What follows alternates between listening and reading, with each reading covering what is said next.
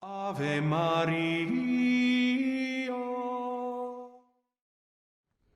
At that time, Jesus said to his disciples, "You are the salt of the earth. But if the salt loses its strength, what will it be salted with? It is no longer of any use, but to be thrown out and trodden underfoot by men. You are the light of the world. A city set on a mountain cannot be hidden. Neither do men light a lamp and put it under the measure, but upon the lampstand, so as to give light to all in the house. Even so, let your light shine before men in order that they may see your good works and give glory to your Father in heaven. Do not think that I have come to destroy the law or the prophets. I have come not to destroy, but to fulfill. For amen, I say to you, till heaven and earth pass away, not one jot or one tittle shall be lost from the law, till all things have been accomplished. Therefore, whoever does away with one of the least commandments, and so teaches men, shall be called least in the kingdom of heaven. But whoever carries them out and teaches them, he shall be called great in the kingdom of heaven." In the name of the Father, the Son, and the Holy Spirit.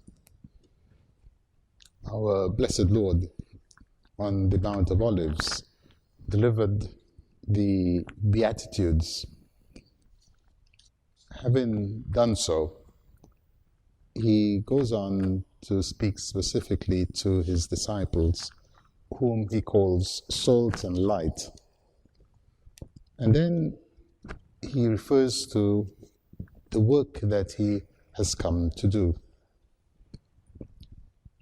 He begins by saying, "Do not think I have come to destroy the law or the prophets.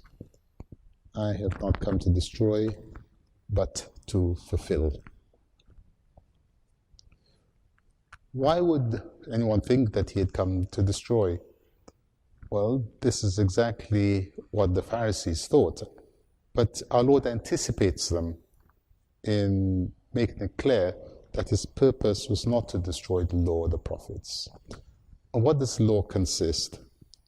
For the Israelites, the law consisted in what Moses had delivered to them.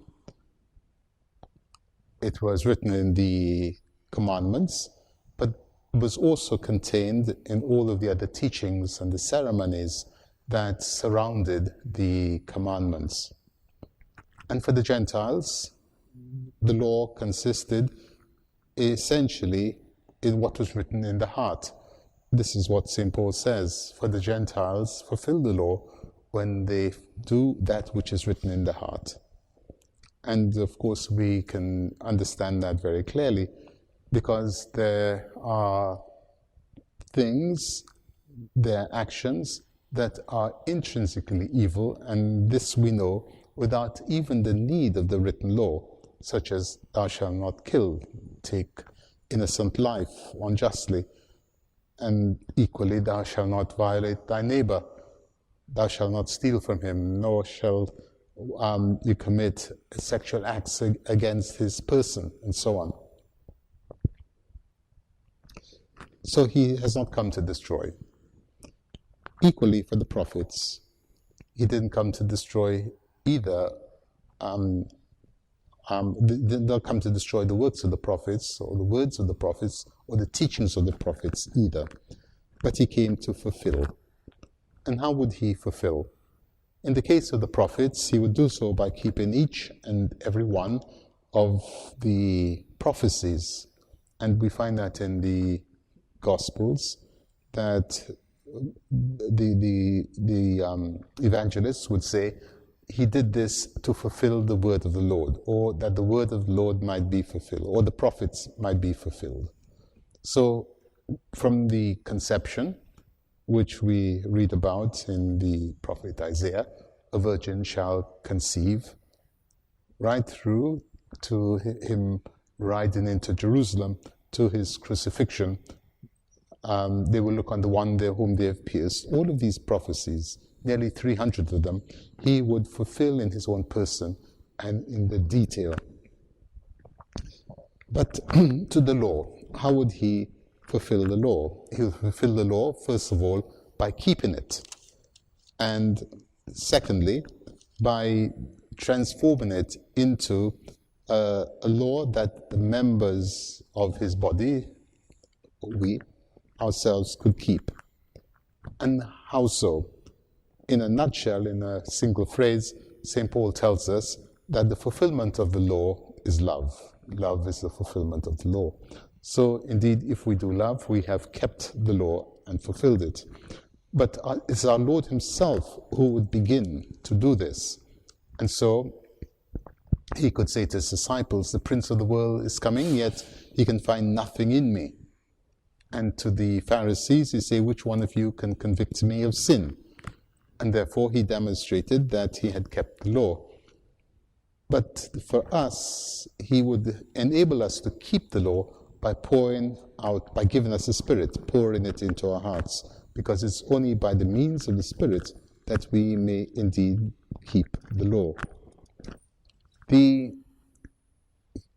would begin by speaking of individual parts of the law in what follows. So, for instance, he would say, you've heard it said to men of old, you shall not kill, but I say to you, you shall not even be angry. And then he'd give the consequences of anger itself. And likewise, he said, you've heard it said to the men of old, you shall not commit adultery. I say you shan't even have a lustful look. And so on.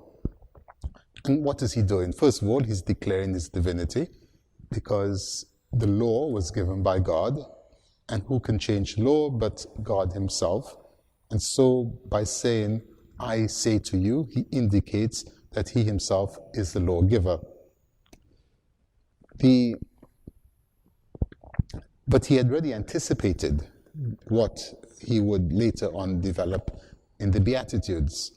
So, for instance, when he says, blessed are the poor, he goes on to say that we should not even resist those who take what is our own. And then when he says, blessed are the meek, he's anticipating the law which says, thou shalt not kill. Because by meekness, we submit ourselves we open up ourselves to accepting violence rather than to do violence to another.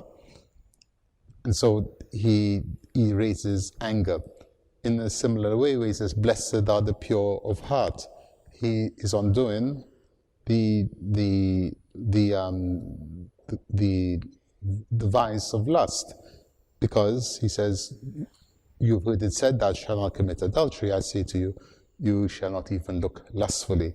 And so by saying, blessed are the pure of heart, he tells us that we have overcome the temptation to commit that sin and violate that commandment. And he goes on even further to say, blessed are you when you are persecuted for doing what is right. So in this way, he sets himself as the example in being persecuted for establishing what is right and giving us the power also to do it. And so he didn't come to destroy the law, but in fact to fulfill it. In fulfilling it, he's given us also the power to fulfill it by the gift of the Holy Spirit. He then goes on to say that nothing will change, the law will not pass away until it has accomplished its purpose. And what is the purpose of the law? But to make us righteous, to justify us, so that we might indeed enjoy what we were created for, namely eternal life. He finally ends by saying that whoever keeps the commandments and teaches others will be considered great in heaven. And this, in fact, is what we commend St. St. Jerome for, because he not only kept the commandments, but he has taught us, being doctor of the church, all that we must do. In addition to this, he has given to us a complete picture of Christ Jesus our Lord and all that he has in fact given to us. So much so that his most famous saying is, ignorance of the scriptures is ignorance of Christ. Let us then ask his intercession that we might know our Lord through his holy word, the sacred scriptures, given to us in the law and the prophets, but completed by him, by Christ Jesus, our Lord, on Calvary. In the name of the Father, the Son, the Holy Spirit. Santa Maria, Mater Dei, ora